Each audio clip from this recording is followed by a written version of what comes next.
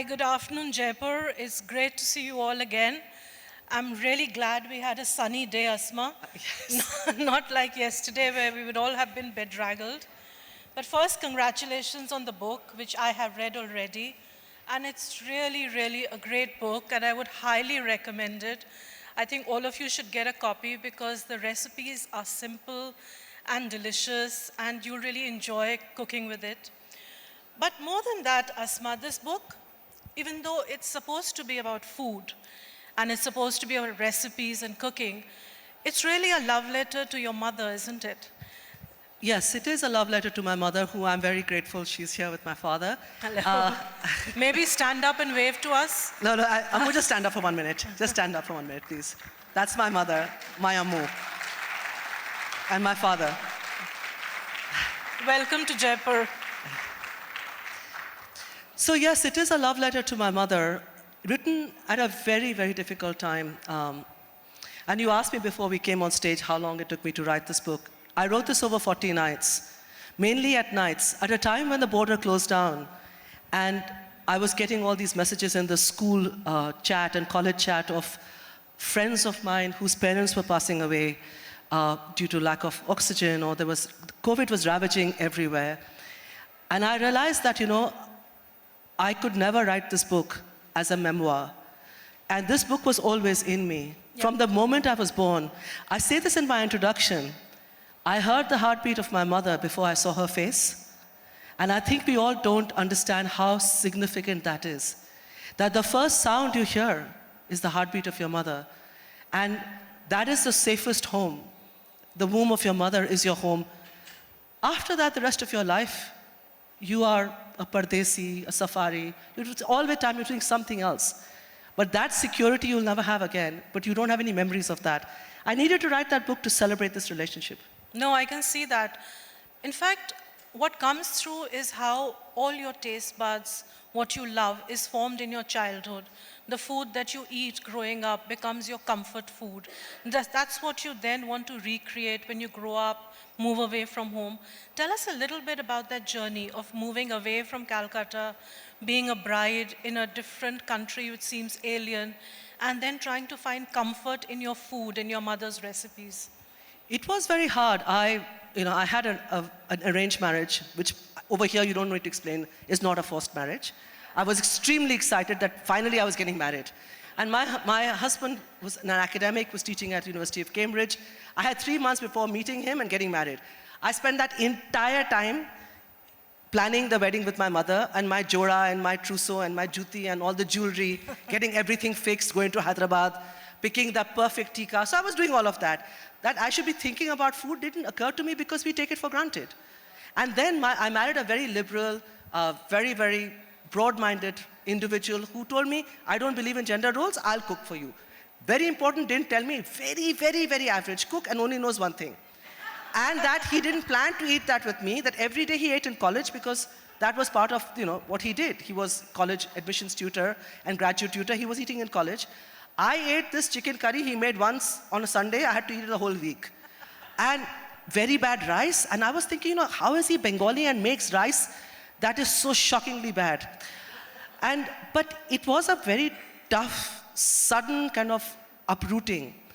I had not realized what food meant to me till I left home.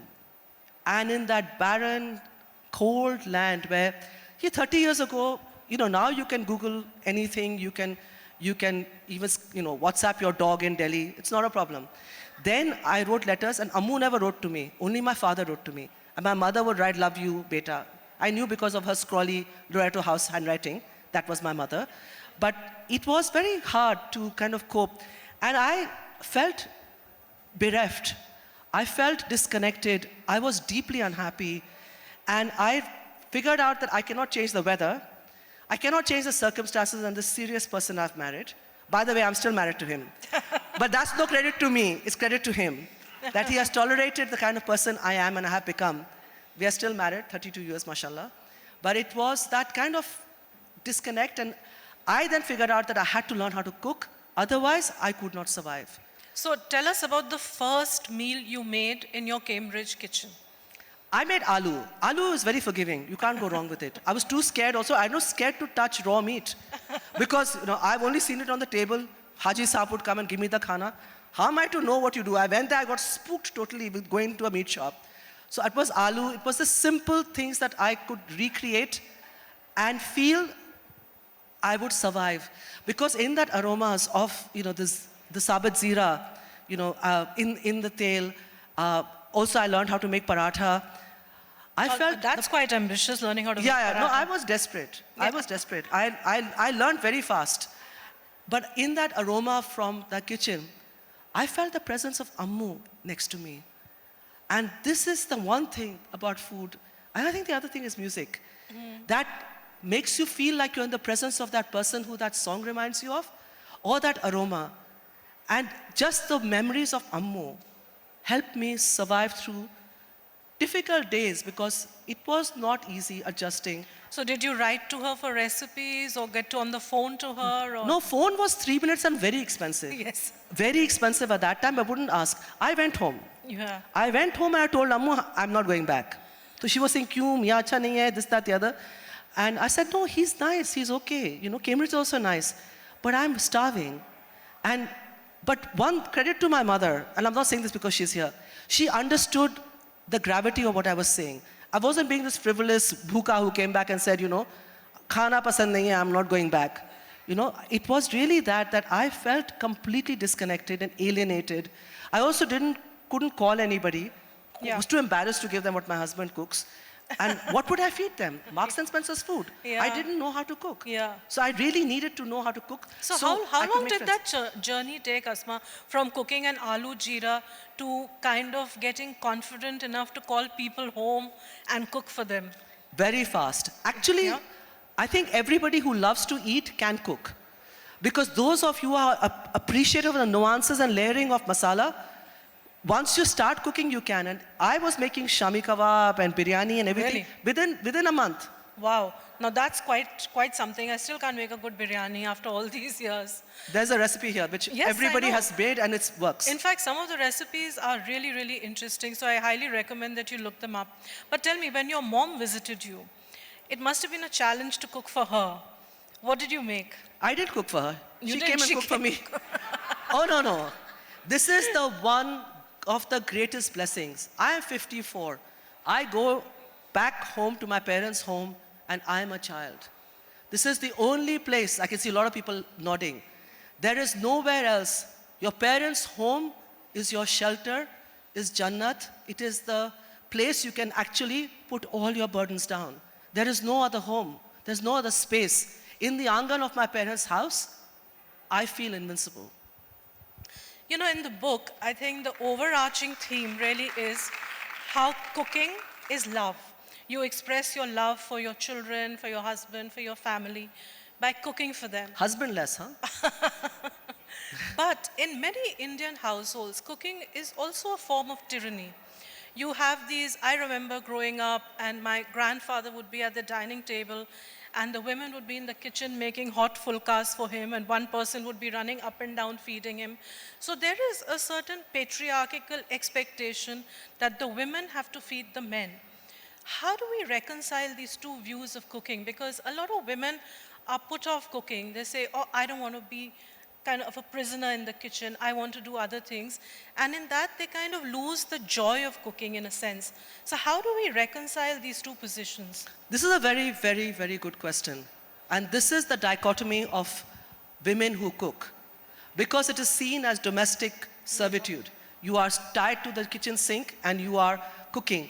And these poor daughter-in-laws, the poor daughter-in-laws who have grown up in some other part of the world, in India, different cuisines, come and suddenly their mother-in-law is expecting them to cook exactly that she cooks for her son. This kind of oppression of food as a kind of tool of power by women over women, usually, is very, very unacceptable. It happens all the time. But how do you shake the patriarchy? You cannot go into every home and tell people, why is it that this man is sitting at the head of the table, getting served by 3 women, and he will not even turn around and say, "See, agar kitchen mein there's enough food left for the women." Or say thank you. Yeah. They will just get up and leave. So I figured that, for me, this is about power. This is my battle cry. I figured I'm going to use food as a tool to shout out for all the women, even in their graves. Because for us, I am, at the moment, the only all-female Indian restaurant at the level that I am in the world. And this comes from this desire to establish that you can be powerful and you can be, you can be powerful and you can be glamorous, you can be everything. But it was important for us to establish that cooking, you should be respected, you should be paid. If you are working, you are allowed to be a female chef. And at the moment, there is no other all-female restaurant where someone will pay £100, £150 per head. This is not counting alcohol, per head in a restaurant. And we have nanis and dadis and women cooking. This is not for us, this is our liberation. This is my legacy. When I wanted to open a restaurant, an all-female restaurant, I went to 3 white men in a suit in my bank, and I wanted to open a chai ka dukan at that time. I wanted to open a Calcutta tea shop. I asked for £10,000. They were like, oh, Mrs. Khan, it's what a lovely hobby. Invite us to your house for tea. And I cried all the way home. And at that time, I was nobody and nothing. I had decided, even when I die, I will leave a legacy so big that any woman who comes into any landlord's office or a bank and says, I want to open an all-female kitchen, I am a housewife, I haven't cooked professionally before, I'm 45. I have the right to be treated seriously. At that time, I could take no one's name. Now, anywhere in the world, a woman can say my name. Even when I'm dead, my soul is the dust that flies in India, I will still know I am fighting for women to be given the honor and respect that they deserve. Very true. In fact, the one thing I've noticed, I've eaten in your restaurant, is that people generally, when they say all-women kitchen, they think it's some sort of gimmick, that it's something to get written about or whatever, but it's not. It's very organic. These are people who you've worked with, these are people who you've trained, these are professional chefs. They may not come from cooking schools or whatever, but they make food to a professional quality and they charge money for it. I think that's one way to make cooking an acceptable profession for women, because otherwise it's been dominated by men. And because of that, excuse me for the sexism, but kitchens had become a very unfriendly space where there was aggression, there's testosterone, people are fighting with each other, people are throwing things at each other. Whereas a female kitchen, I'm sorry again if this sounds sexist, is a far more peaceful and a far more joyful place to work in. Am I right, or am I just making You're not being sexist, it is the truth. I have a theory. I think that, especially in the West, when you have mediocre white men, tattooed mediocre people who are shouting and have made their fortune by being so disrespectful to women, to others, there's a lot of racism and bullying, a lot of sexual harassment in kitchens. Absolutely. And I think that they want to establish that we are not the dinner lady. Because in British schools, in schools, what they call dinner ladies, it's not dinner, it's lunch. England is that way very confusing, huh? So dinner lady is serving you lunch. Are mostly women, older women. Most of these men remember women being the ones cooking at home, not their dads. So almost to establish the fact that we are not this feminine thing, they have made cooking into a combat sport. Yeah. They are going around beating up people. They think they're absolutely in some kind of video game and they're kicking people around. And I think the way that they present themselves, muscular, tough, 16-hour shift, there's a massive amount of substance abuse that no one talks about in Western kitchens. Huge amount of cocaine and alcoholism. Yeah. I mean, there's massive addiction because you can't work this hard. It's the same reason that you have landless laborers in our country, there is an alcoholic problem there because their body hurts so much, they're drinking alcohol to survive, to kind of, get on with their day. Same thing is happening. You find people completely drunk, come into work at 6 in the morning. Also in England, you go to work when it's dark, you work in a kind of airless, artificial lit with the constant, whirring of the sound of the extractor. Then you get out, it's dark. You don't see sunshine. You don't have a life. And this kind of situation is not, it's created by men to exclude women and normal men. I'm sure of that. Because this is not brain surgery. No one's going to die on the table if you don't do a 16-hour shift. Exactly. You yeah. can do lunch, and between lunch and dinner, nothing is happening. Believe me, I run a restaurant. They are prepping for, you can have half shifts. Yeah. You can let women, and this way you allow women to come in who want to also look after their kids, men who want to go and play football, or they have some other interests, just normal men who actually may want to spend time with their partners. Normal human beings. What we ended up with all psychopaths in kitchens because they are thriving on this artificial, crazy, coke-driven, mad life. Very true. But you didn't really start off with a restaurant. You started off with supper clubs. I think that is interesting because you learned your food at home and then you began feeding people at home. So tell us about that journey and how difficult it was actually making that entry into that arena, taking your food outside. I had to do something. It was burning inside me.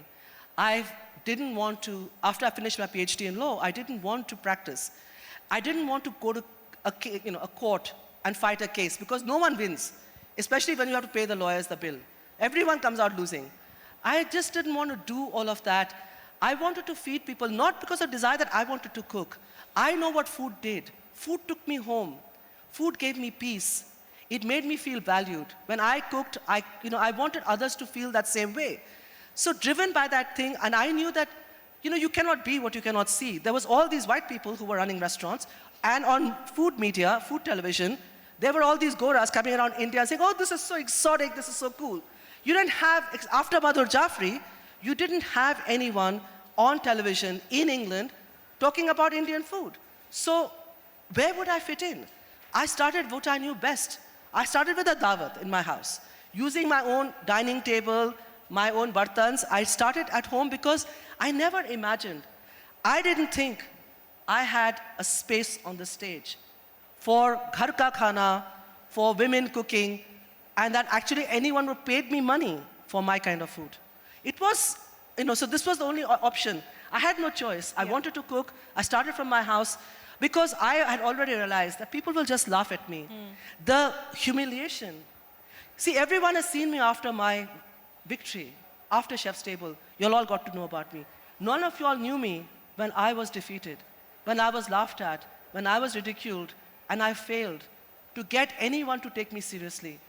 But would you say that was the making of you because it kind of spurred you on and it kind of gave you that motivation to succeed and make them shut up?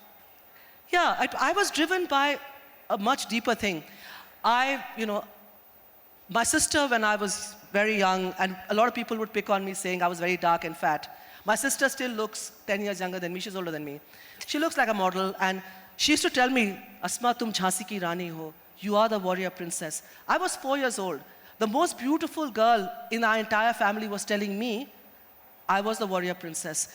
It was a game changer because I realized one thing, that you just need someone to believe in you, someone to tell you you're the warrior princess, and then you go into battle and you know you will not be victorious. So from a very young age, my mother and father treated me, my brother, my sister, all the same. And Amna showed me the kind of belief. That's how I understood that if women stand by women, women back women, we can be a powerful collective, Absolutely. a Shakti that no one will defeat. So I started with women, not as a gimmick, but as my understanding that when women are your allies, nothing and no one can defeat you. When you started your first restaurant, did you go back to your mother's recipes and did you want to recreate that Calcutta taste that you had growing up? How did you put together your first menu? Well, it was Calcutta. I mean, Calcutta has the best food. Okay, maybe I'm biased, but you called it Darjeeling. Yeah, I called it Darjeeling because I called the supper club Darjeeling Express. Okay. So when I was setting up my kind of food business, because you have to register for the authorities to let them know that you're setting up this thing, suddenly it came up on the, and I was very new to the computer, so I barely knew how to use it. I had my son helping me, and he said, oh, Mama, you have to write a name, the name of the business. So suddenly I remembered this exhilaration of the toy train going to Darjeeling, chuk, chuk, chuk. The air, the kind of change in the air, when you suddenly come into the mountains. I thought I'll call it that. But then when I opened a restaurant, Everyone would have killed me if I changed the name because that was the supper club. This was my clientele.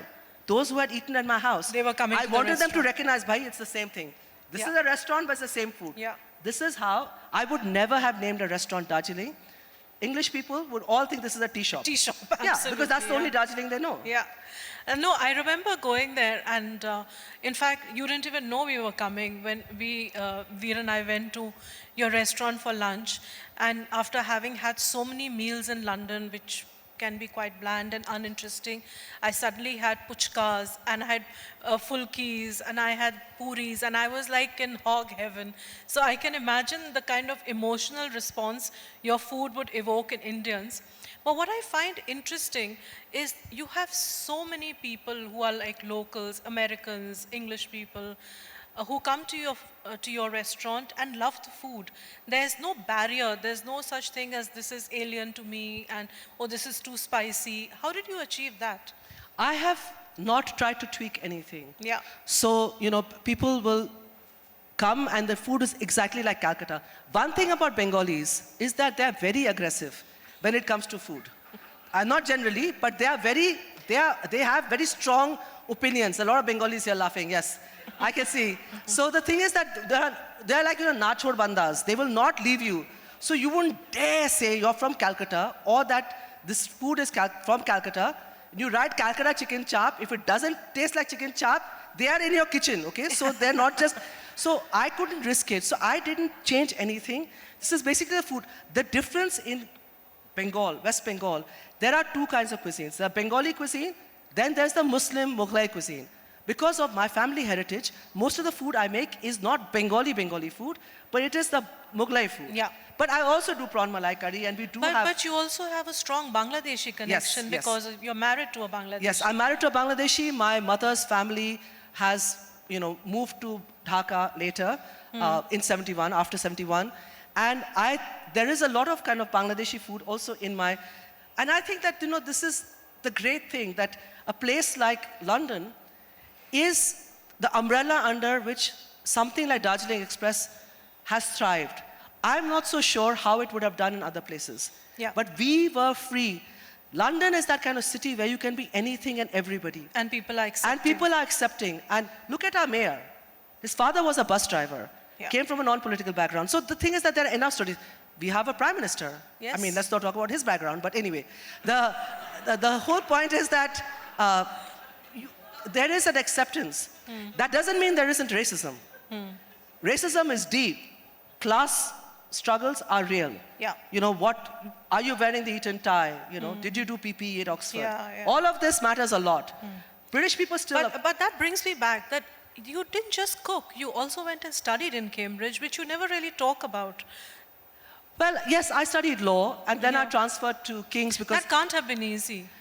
No, it wasn't. Yeah. It wasn't easy, but the thing is that thank you for asking a question. This is maybe worth saying it here for all of y'all who have daughters and granddaughters.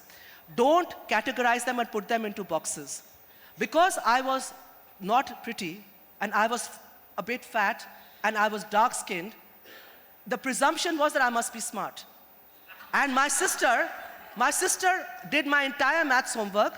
She did better than in ICSE and ISC, but because she was pretty, everyone thought she was dumb. And they got her married at 18. And of course, they struggled to find a boy for me, but that's a separate issue. So the thing is that... Your mother's keeping very quiet. No, but because of this, I studied law because it was like, I am the smart one. I should do the smart degree, and the smartest thing is to get into Cambridge. And I did. I was acting out the role that was assigned to me from birth. The unattractive, the less creative person. And I just want to add one thing, which is unconnected to this book, is when I did the shoot with Sabyasachi for Vogue, he had flown me down, he wanted me to feature. I cried all night, and Sabya was so sweet. Na, kitchen. I was overwhelmed because I realized that so many girls made to feel they're dark or they're fat and they're not attractive, they don't end up the trajectory I have. I overcame all of that. It doesn't mean I'm not scarred. I am scarred, but I won. But the problem is that you go around telling girls, Nana, don't go out in the sun, don't play in the sun. This is all, and don't have tea, you'll become... You remember this? Yes, yes, of course. And Yeah. the whole thing is that, why are you doing this to girls? Why are you damaging them? Instead of lifting them up and making them feel. Abbu and Ammu made me feel. I was invincible. My sister made me feel. My brother made me feel. That was a game changer. But everybody else destroyed me. But to come back to your book, your mother, you say, expressed her love for you through her cooking. And you tell us the story about how the night before you got married, you had henna on your hands, and there was a Sikandari Ran being made for dinner, and your mother sat and fed you with her own hands. And in that meal, you felt a lifetime of love, you say. Do you then feel the same way when you feed your children now that they're growing up? And do you have the same kind of connection with them through food? Or is that still with your mother? Okay, I'm going to decide to give the honest answer. I don't have that connection. No? No. I still say, when people ask me that, do you have family in England? I still say no. And my son says, oh, I'm so sorry. I'm just happy to be her son. I don't know what it is. That family for me is just my parents and my own siblings. It's very hard, and I know that I could fake it and say that, I feel that same connection with my children. And I hope they will forgive me when they see this on YouTube. But the thing is that I love them, but the relationship with Ammu and me is different. Yeah. And that thing that, I'm trying not to cry as talking about this, but it's very hard to quantify. Because she never said, the first time I saw English families where the mother is hugging the child saying, oh, I love you, baby. I was shocked. I was like, oh, wow, this is how white people do it. Because, in our culture, it's changing now. I think that in the newer generation of parents. But we didn't have this thing of, "Aao beta, mere god mein baitho, tum chand ki tara se ho." They didn't do all of that. They didn't hug us. They didn't embrace us. They didn't tell us, we love you, good night, baby, 2 kisses on the cheek. Nothing. I mean, you'd be very hairan if someone did this to you. So it is that thing that, but Ammu cooked for me. But when I was desperate to eat, and I was sitting, khol do. And some gadha was saying in the family, if you take it off, then your henna will not be dark, your mother-in-law will not like you. I said, I don't care. This thing that they said you have to keep the henna till, because otherwise your mother-in-law will hate you. And by the way, my mother-in-law does love me, so it was good that I kept it on. So when Ammu started feeding me, I watched all the cooks, the old family cooks had lined up, and they watched. And time stopped at that point. And I wrote it in the book because I was so scared that what if I don't see her again? What if she doesn't know that she meant so much to me? Yeah. This is why I wrote the book. I oscillated between deep sadness and tears and laughter, remembering things. I wrote this over 40 nights, and I remember Abbu telling me this long time when I was a child, that, beta, the night is never endless. Dawn will always come. And I remember Rabindranath Tagore's thing said, the birds will sing about light even before you see it. And I wrote this book at that time, between darkness and light. And not a single edit was made on this book, except that they corrected all my Hindi things because, they were saying, oh, this is not how you have it. I said, just write it whatever you want. There's so many versions of dal, DH, AL, DL. I said, this is a Gora problem, you guys do it. I'm not going to get involved in this. My editor could. But she didn't remove a single word. Because I literally wrote this as it is, and I submitted it, and they said, we'll change nothing. But in a sense, you could say that instead of hugging your mother, you were doing it through a book. It was a way of embracing her and holding her close. Yes, I wrote this book because I was so scared. Was this also because you had been away from her during COVID and you hadn't had much interaction? I think that also deepened the emotions a little bit, Yeah, but also something which I've never spoken about publicly is that when COVID hit, we discovered that my brother had stage 4B cancer. And he didn't dominate in this book because even though I was optimistic, there was a fear in my heart that there's a qayamat waiting for my mother and my father, which unfortunately did come. Yeah. My brother passed away last year. Yeah. So there are these pictures, and I didn't change any of the sequence of pictures. I kept this book about Ammu, but there's a bit where I write about the 5 of us. And somehow I knew that this book has to come out where there will be the 5 of us. We may not be five of us afterwards. This is a memoir to my mother, but it captures my childhood. For anyone who's unfortunate enough to lose a sibling, you lose your entire childhood when that sibling goes. And I wrote this book for Ammu as a reminder of a life I was scared was going to slip out. And also I was scared about her and my father. So this book has been written from a space of fear, but also of celebrating love. And the cover was very important for me. I'm so grateful for my publishers who took the trouble to find a technique to get the Nakshikata kind of texture. Because this is what women do. We tie up tattered saris, tattered cloths with running stitches and motifs. We burn ourselves to keep others warm. We hide all the things and the scars below. And it's a celebration of my mother and of all women who are doing this all the time so effortlessly. But there will always be five of you. Yes. It doesn't matter whether he's here or not here. There Yes. will always be five of you. But now I think I'm going to unleash my inner Karan Johar. And we're going to do a rapid fire food round with you. Okay, fine. So it has to be quick, Asma. You can't think. It has to come right away. Okay? No, I'm not even thinking. It's not very long. No, don't worry. Puchkas or jhalmuri? Puchka, Okay. Prawn biryani or mutton biryani? mutton, Okay. Biryani or khichdi? biryani. Oh, really? No khichdi? I love your khichdi recipe. Yeah, my kitchen, but I'm not thinking now. It's all coming. Fish or meat? Fish, Kochuri or luchi? luchi. Begun bhaja or aloo bhaja? Can I think? Yeah. Can I? Begun bhaja, Okay. Okay. Shingada or kochuri? shingara, Jalebi or jilipi? jalebi. Jalebi, not Yes, jilipi. no, jalebi. I'm big jalebi guy. I Okay. love it. Feeding or being fed? Feeding. Feeding. Cookbooks or cooking shows? Cookbooks. Yep. Yeah, So even though Netflix had you on, that's still you okay. still prefer books. Yeah. Okay, with that, we'll throw this open to the audience. If anybody has a question, please raise your hand and they'll find a mic for you. There's a lady in the left over here. Can somebody get a mic to her? Can you stand up so that they can identify? Yeah.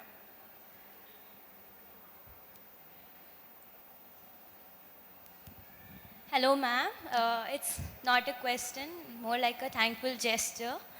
Good afternoon. My name is Ariba, and my mom, just like your mom, is a great cook. And I don't like cooking, so I'm really thankful that you have motivated me. While attending this session, this movie came up to my mind, the movie of Sri Devi ma'am, where she said, English, where she says that if a man cooks, it's an art, and if a woman cooks, it's her duty. So I have two brothers, and they like cooking. Like, even if they make a simple sandwich, they are like glorified at my home. And, and if I cook something which does not taste that good. Is your mom in the audience? No. So, yeah. So, like... So I think we'll ask Asma to tell you how to keep motivated even though your brothers are getting all the praise. Thank I you. think that this is unfortunately patriarchy. Girls are always seen as less skilled, less valuable. They're not celebrated like boys. So yes, this happens too much in families. We should not do this. Do not feed the kind of this whole perception of praising your son because he's doing a small amount of work, because I think that he will be a better person if he's actually treated normally like his sister. But that doesn't happen in too many families. But thank you for your question. Very true. Thank you, ma'am. Anybody else? There's the lady next to her. Can we give her the mic? Hi Asma, I saw you for the first time in Netflix Chef's Table. Lovely episode, by the way. Also very homely. But what I wanted to ask you was, how as a young food writer, what are some things to remember and what are some things as a process? What is food writing for you? And how can more young food writers from Indian subcontinent work their way towards that? I think the most important thing is do not try and be following a trend. Because I think that there are a lot of people on the stage, they're jostling for a position, But if you keep your voice authentic, in the end, it'll pay off. I think a lot of food writers want to be, oh, I need to get, this commission, I need to get this work. Let me write like this style because this is what is trendy, what is thing. What happens is you're just a clone of someone famous who also has got there in his or her own journey. But if your journey is just to be a clone of somebody, how do you start? How do you get gold in the end? It has to go through fire. It has to go to fire. That's when there is some depth in your writing. If you are just trying to copy something, you will never ever have that voice that people remember afterwards. And they will reread your articles or quote your article later. You're not trying to be unique or try and be scandalous or, just be kind of trying to get glory. Just try to be a storyteller. People will come and listen to you. Anyone else? Yeah, the gentleman in the front row. Hi, I had a question about the Indian food scene in London. Right now it's being, Indian street food is being very popularized in cities like London in the UK. How do you think that's changing the identity of simple home-cooked food, which is what your restaurant is trying to put out there? No, I think street food is really a very important element of our food. I don't think that anyone should make differentiations between ghar ka khana, street food, elevated food, what you get in Michelin stars. We are all running the same race. We are all trying to get the flag of Indian food right to the top. And I hesitate to criticize these Ponzi chefs who have all got Michelin stars, who are tweaking things and making Indian food look French. I forgive them because they're also trying to do something. And street food, unfortunately, you find a lot of street food being made by people who've done backpacking trips around India, and they come there and do their spin with putting vodka into puchkas. All of it is forgiven because I think at the end of it, we will all be better off by promoting Indian food. Yes, there's a lot of street food. One of the reasons is not because street food is easy or trendy, it's an economic thing. You can't imagine, when my rent goes out of my account now, I'm sitting and listening to Mohammed Rafi for a while. I cannot get up from my chair. So this whole idea so street food, the great thing about London is there are spaces, there are markets, they're not cheap, but you can afford to have a space where you can sell your food, and you have a whole group, and there's a kind of culture that people will come out to the curb or wherever, to areas where people come out to eat. So this is where you start off from. The reason why I never started off from the street is because British weather is shit. And I don't want to get wet outside, standing and trying to sell stuff.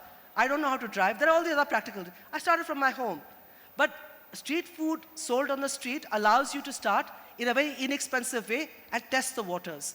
It also allows you to build clients and social media, all of this. A lot of people have started from the streets and come up to restaurants. But also those divisions have gone because even somebody like Gagan does like a chaat as a starter. And many Michelin stars will do puchkas. I think those divisions are more in our minds. I think chefs do everything. In your restaurant, you still do chaat dishes. Yeah, we do chaat. You would do things like that. Street food doesn't necessarily have to mean that it's sold on the street or that it's cheap or whatever. No, it's not. It's not. Yeah, it doesn't have to be It is like everything. Yeah, and also the other thing is that with street food, one great thing about Indian street food is get bangs for your bucks. Yeah. There's a lot of texture and a lot of drama happening. This whole chart thing is, with many different textures. This is so beautiful. It's a great way to kind of start a meal because we traditionally don't have starters. Yeah. So the thing is that the curry houses, they killed it by doing this papadam. We eat at the end. But I said this in Off the Menu podcast.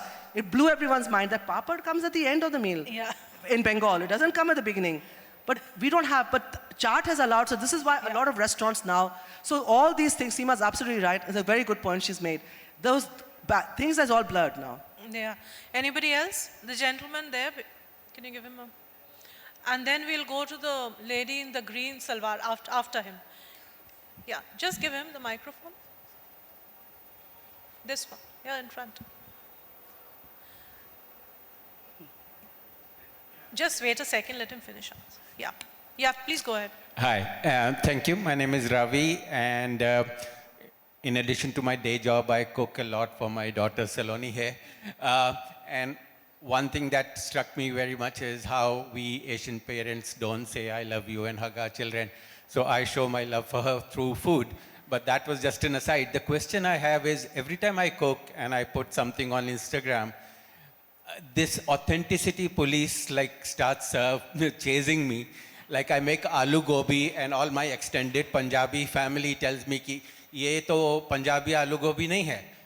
I try to tell them ki like couple of 100 years ago there was no aloo, there was no gobi, there was no tomatoes, there was no mirchi in India. So what is authentic Punjabi aloo gobi? Asma, what is so Asma? how do you tackle such people who say your food is not authentic?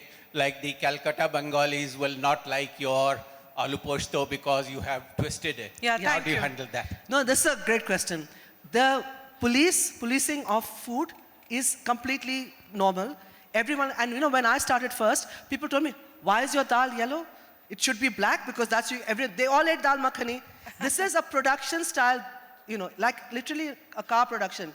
The kali dal is made, are yaar, Calcutta you have kali dal, you will not get up for work the next day. And you will not be able to digest it in that heat. So idea that, you know, people were trying to tell me that your dal should not be yellow, there's something wrong. Because they said, we ate at Dishum, black dal. The kali dal, we had at Bukhara. And it's like as if that I should then feel at the back foot that I have to defend why I don't have the Bukhara dal, kali dal and thing. Just bloody ignore them. They're just jealous. They're jealous that your family is cooking, that you're a dad who's cooking for his family. Bahut bahut Mubarak. And be grateful that you are shaking their hearts and burning their souls. Nothing can be done. Enjoy it. Because you know what? Our family will not change. These people, you just ignore them by even being more outrageous. Just ignore them. I am sure the solution. Okay, we'll go to the lady at the back. I'll come back to you, sir. Hi, Asma. Enjoyed your session. Just a simple question. Any way in which we can bring in the love for cooking? Because most young sons and daughters say, Swiggy hai na mummy, aur kya chahiye? So, any tips on that? Well, it's very tough now. You know, when I was growing up in Calcutta, there was used to wait for the chapta chana wala to come. That was your Swiggy. So he might come by and the ice cream wala, you know, waiting for the ice cream wala to come so you can have. And the puchka one. Haan, puchka wala. But puchka wala would not move. Hum log ke yahan, in our thing, he used to stay in one corner. So it is very hard. It is a very tough time. And now this obsession with MasterChef Australia in this country blows my mind. What is wrong with everybody? They're obsessed with all kinds of this whole idea of a competitive combat thing. I hate that. I can't stand it. I cannot stand it. And this is why kids nowadays, you can't even blame them because they just see it as a competition. That people competing, the kind of humiliation that comes from... And the tension. And this British Bake Off, kiska cake gir gaya hai, this whole thing, this is making them excited. All the wrong things linked to food is what media has flooded the whole world with. And it is very hard. But I don't think it's a lost cause. I don't think it's a lost cause because my son watches all this garbage. But when I come back from work at 11 o'clock at night, he still makes me toast and chai. Oh, that's sweet. Yeah. So the thing is that if you are able to communicate enough, it's not. My other child can't be bothered. So it's not that I'm like universally successful, but I'm partially. And I think that, you know, it's unfortunate that maybe you and I will not live to see the impact on our children and grandchildren of our love and our cooking. They will remember. They will appreciate. The Swiggies will come and go, but aapka haath ka maza hamesha rahega. So I think we should just do it. Okay, we'll come back to the gentleman in front. Please go ahead. Ask your question. Hello. My question is, ma'am, what about the intergenerational food which transfers from one generation to other in this commercialized world? Are we really losing out on that because the Indian food, the real Desi Indian food, which are cooked by our grandmothers, or how do you see the future of that natural food? It is a threat. It is a threat because of many reasons. Because of the kind of how easy it is now to buy food, pre-packaged, pre-made. You also can order food. Also, the kind of joint family is disintegrating. People no longer eat together. And this, even in a nuclear family, is happening because people are on their phone. they're watching something, your kids are doing different activities and may not come back to eat at the same time. That is the biggest risk, that we're losing this whole concept of a meal sitting around the table. So it's not just the fact that recipes are getting lost, food conversations are getting lost. And I think that to some extent, there are people here, I don't want to embarrass him by mentioning Veer because he's here, but there are writers like Veer who are able to hold to the nufs of what food is. But he's that last generation, I think, because younger food generation people don't understand because it's not their lived experience. This is a problem that if you do not read about it and you have not experienced it yourself, how do you understand what you are losing? This is a real thing. We will lose it unless more people write about it, make films about it, celebrate it, write songs about it, make films about it. There is no way that you will not Make know. Netflix shows as well. Yeah, whatever. I mean, because I'm filming right now a series I'm doing different stories. I'm doing 6 episodes. It's a real it's so exciting. I have refused every television since Chef's Table. I came back after 4 years to film in India because I realized one thing. My legacy will not be what is seen on Chef's Table. It will be the story I tell about my own people in my own country. This is why I'm here. Thank you so much. I'm afraid that's all we have time for. But thank you for being a great audience.